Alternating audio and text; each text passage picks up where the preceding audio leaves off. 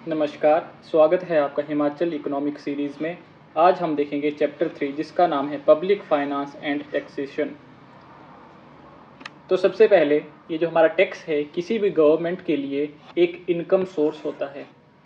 और economic survey की बात करें अगर तो उसने बताया कि हिमाचल गवर्नमेंट के लिए ये जो टैक्स है ये सेकंड हाईएस्ट इनकम सोर्स है हिमाचल गवर्नमेंट के लिए।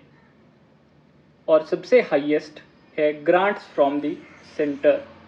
इसी चैप्टर में फिस्कल प्रोफाइल के बारे में बात करी है जिसमें receipt, expenditure and debt of the state cover होते हैं। तो इन तीनों टॉपिक्स को हम वन बाय वन कवर करेंगे। सबसे पहले अगर हम रिसीट्स की बात करें तो रिसीट्स को आप इन शॉर्ट समझ सकते हो कि इनकम, आय, जो हमारी गवर्नमेंट है उसकी क्या आय है, उसे कहाँ से वो इनकम आती है। तो पहला सोर्स है टैक्स रेवेन्यू। 2022-23 में 17,660 करोड़ सरकार को टैक्स रेवेन्यू आया, जो कि पिछले साल यानी कि 2021-22 से ज़्यादा था। जस्ट आपको याद रखना है कि 21-22 से ज़्यादा था, और अगर हो सके तो आपको ये डिजिट्स भी याद रखने हैं। 17,660 करोड़ सरकार को टैक्स आया 2022-23 में, और हिमाचल जीडीपी का ये 9.04% कंस्टिट्यूट करता है। अब हम देखते हैं इस ग्राफ को। तो ये जो टैक्स है डिफरेंट टाइप के टैक्स होते हैं, जैसे कि स्टेट्स ओन टैक्स रेवेन्यू। कुछ ऐसे टैक्स होते हैं जो सरकार, जो राज्य सरकार है, कलेक्ट तो वो करती है लेकिन वो सेंट्रल गवर्नमेंट को जाते हैं। और अगर इसमें हम ग्रांट फ्रॉम द सेंटर की बात करें तो 2021-22 में जो टोटल रेवेन्यू था या टोटल जो रिसीट्स थी उनका 38.4% हमें यूनियन या फिर सेंट्रल गवर्नमेंट से आया था। और 2022-23 में यानी कि उसके अगले साल हमें 32.6% जो है वहाँ से आया। यानी कि इन 2 वर्षों में लगभग 4% का डिक्लाइन देखा गया। नॉन टैक्स रेवेन्यू की बात करें तो नॉन टैक्स रेवेन्यू का मतलब है कि टैक्स के अलावा और क्या क्या सोर्सेज हैं जहाँ से सरकार की इनकम होती है। तो जैसे मान लीजिए कि हिमाचल सरकार ने किसी बॉडी को, किसी ऑर्गेनाइजेशन को, किसी गवर्नमेंट को लोन दिया है, तो उस लोन के ऊपर जो इंटरेस्ट गवर्नमेंट को आता है वो भी एक सोर्स है सरकार के लिए इनकम का। दूसरा, अगर कोई हिमाचल गवर्नमेंट की कंपनी है या फिर कोई गवर्नमेंट कंपनी है तो वहाँ से जो उसे डिविडेंड्स आते हैं वो भी एक इनकम का सोर्स है। और बाकी जो सर्विसेज प्रोवाइड करती है हिमाचल गवर्नमेंट, जैसे कि जनरल सर्विसेज होगी जिसमें Himachal Pradesh public service commission, ये जो हम एग्ज़ाम भरते हैं इसके जो पैसे हो गए, सोशल सर्विस यानी कि हेल्थ, एजुकेशन, यहाँ से जो फीस कलेक्ट होती है, या फिर इकोनॉमिक सर्विसेज जैसे electricity, water supply, gas supply, इनसे जो इनकम आती है उसको हम बोलते हैं रिसीट्स फ्रॉम दी सर्विसेज। तो ये भी सरकार के लिए एक इनकम सोर्स है और कैसे हैं, नॉन टैक्स रेवेन्यू। अगर हम अब कंपोनेंट्स की बात करें नॉन टैक्स रेवेन्यू में तो सबसे ज़्यादा आपने याद रखना है कि जो हमारी इकोनॉमिक सर्विसेज हैं, जिसमें मैंने आपको बताया इलेक्ट्रिसिटी, वाटर सप्लाई, गैस, ये सबसे ज़्यादा हिमाचल सरकार को non tax revenue income provide करते हैं। 2022-23 में जो इकोनॉमिक सर्विसेज हैं वहाँ से लगभग 60% जो है हमें सरकार को इनकम देखने को मिल रही है। उसके बाद नेक्स्ट है डिसइन्वेस्टमेंट। इन शॉर्ट, गवर्नमेंट किसी कंपनी में अपने कुछ शेयर बेच देती है in return of some money.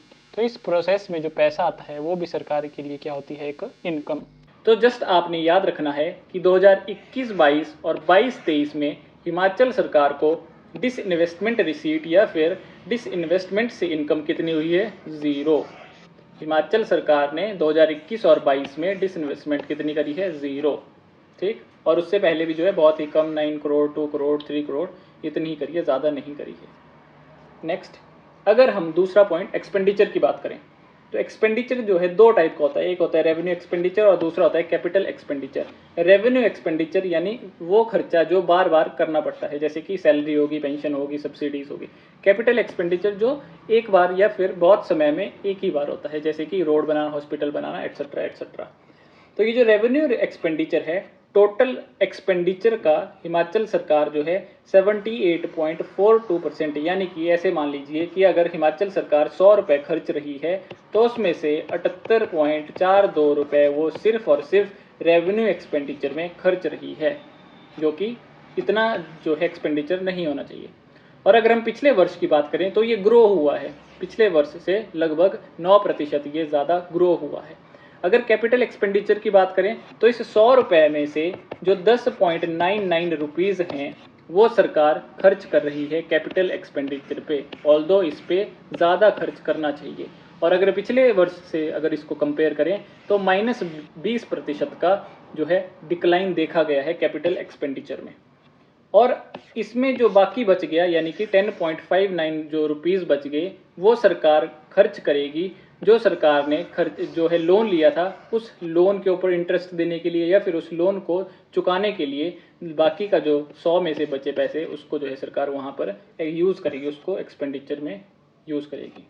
Next, अगर हम डेट यानी कि उधार की बात करें तो जैसे हमने यहाँ पर देखा कि सरकार जो है कुछ तो यहाँ से कर रही है और बाकी पैसा जो है वो यूज़ कर रही है डेट को, जो उसने डेट लिया था उसको पूरा करने के लिए। तो अब देखते हैं debt position of state government in crores.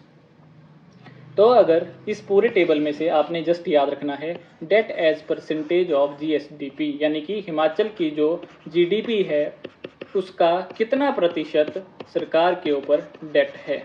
तो 2000 अगर हम 19-20 और 20-21 की बात करें जो इस इकोनॉमिक सर्वे में डाटा दिया गया है तो लगभग 35% जो है 19-20 में था और लगभग 40% जो है 20-21 में है। तो अपने एग्जैक्ट जो है फिगर याद रखनी है 35.25 39.29। ईजी है याद रखना का, 35 में से 10 माइनस करें 25 और 39 में से 10 माइनस करें तो 29। तो ये आपने याद रखना है। और यहाँ पर आपको ट्रेंड भी पता होना चाहिए कि 16-17 में जो है पहले डिक्लाइन देखा गया, फिर उसके बाद जो है फिर से डिक्लाइन देखा गया, लेकिन उसके बाद जो है फिर इंक्रीज देखा गया है। तो आई होप आपने आज कुछ नया सीखा होगा। ये हमारा 3rd चैप्टर था। धन्यवाद।